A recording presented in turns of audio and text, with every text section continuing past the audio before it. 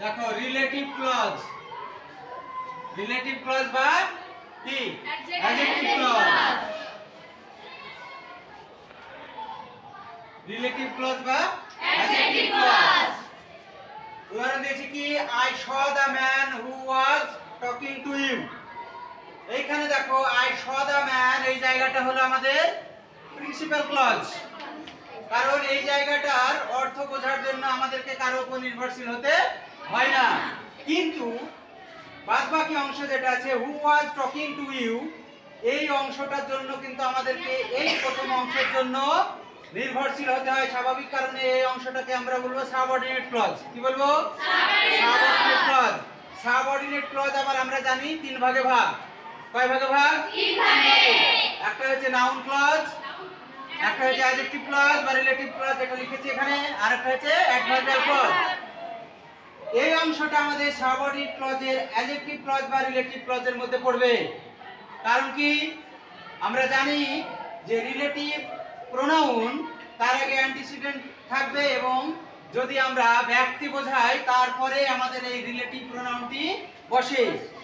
উপরে দেখো লিখেছি যদি ব্যক্তি বোঝায় তাহলে আমাদের এই রিলেটিভ প্রোনাউনগুলো বসে কি কি? হু, হোয়ে, হুম আর হুজ। যদি টাইম বোঝায় তাহলে হোয়েন। সময় যদি বোঝায় তাহলে আমাদের রিলেটিভ প্রোনাউন হিসেবে কি বসবে? হোয়েন বসবে। প্লেস বোঝালে যদি স্থান বোঝায় তাহলে আমাদের হোয়ার বসে, এবং যদি বস্তু বোঝায় তাহলে কি বসে? হুইচ বসে। এইগুলো আমাদেরকে খুব ভালোভাবে মনে রাখতে হবে। এছাড়াও আছে, তাহলে এইখানে আমরা এই যে রিলেটিভ প্রোনাউন দিয়ে যে অংশটা ডান দিকে পেয়েছি, এই অংশটা হচ্ছে আমাদের সাবঅর্ডিনেট ক্লজ, এবং এটা হচ্ছে আমাদের অ্যাডজেক্টিভ বা রিলেটিভ ক্লজের উদাহরণ। তোমাদের এই তলে আন্ডারলাইন করতে দিবে এবং কোন ক্লজ বলে দেবে আইডেন্টিফাই করতে দিবে। তাহলে এই দিকটা যদি দেয় তাহলে বলে দিবে কোনটা প্রিন্সিপাল এবং কোনটা সাবঅর্ডিনেট ক্লজ, তোমাকে আইডেন্টিফাই করতে বলবে, তখন আমরা দাগ দিয়ে এভাবে আইডেন্টিফাই করব। বোঝা গেল? এইগুলোকে কি বলছি আমরা? Relative pronoun. রিলেটিভ প্রোনাউন, এগুলো আমাদেরকে মনে রাখতে হবে রিলেটিভ প্রোনাউন গুলো, এবং তার আগে অ্যান্টিসিডেন্ট যদি থাকে তাহলে আমাদের এই অ্যাডজেক্টিভ ক্লজ বা রিলেটিভ ক্লজ হয়। নাউন ক্লজ বা অ্যাডভার্বিয়াল ক্লজ আমরা পরে দেখব। সেই সঙ্গে আমাদের দেখো আরো একটা উদাহরণ দিয়েছে এখানে। উদাহরণটা কি আছে? It was night when you came. It was night when you came, রাত্রি বেলায় তুমি এসেছিলে, বা সময়টা ছিল রাত্রি যখন তুমি এসেছিলে, তাই তো? আমি এটা ক্লজ করে বড় করেছি। তাহলে এই যে ইট ওয়াজ নাইট, এই অংশটা হচ্ছে আমাদের প্রিন্সিপাল ক্লজ। সময়টা ছিল রাত্রিবেলা। দেখো এই যে রাত্রি, নাইট শব্দটা, এই শব্দটা আমাদের সময়ের উল্লেখ করছে, তাই তো? নাইট মানে সময়ের উল্লেখ করছে। ঠিক তারপরে কি বসেছে? হোয়েনটা বসেছে। বসেছে, এটা আমাদের রিলেটিভ প্রোনাউন। এটাই কি বলা হয়? Relative pronoun. দেখো এখানে দিয়েছি টাইম বোঝালে কি হয়? হোয়েন রিলেটিভ প্রোনাউন আমাদের হয়। স্বাভাবিক কারণে হোয়েন বসেছে।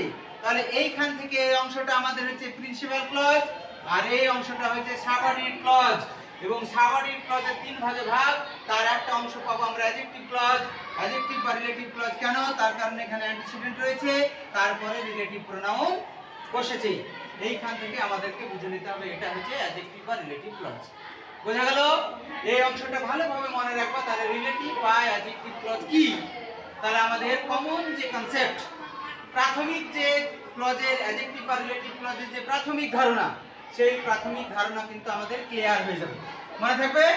এই অংশটাকে আমাদের খুব ভালোভাবে মনে রাখতে হবে, তাহলে কিন্তু আমাদের অ্যাডজেক্টিভ বা রিলেটিভ ক্লজের যে সাধারণ ধারণা সেটা আমাদের বুঝতে কোনো অসুবিধা হবে না। ওকে, গুড।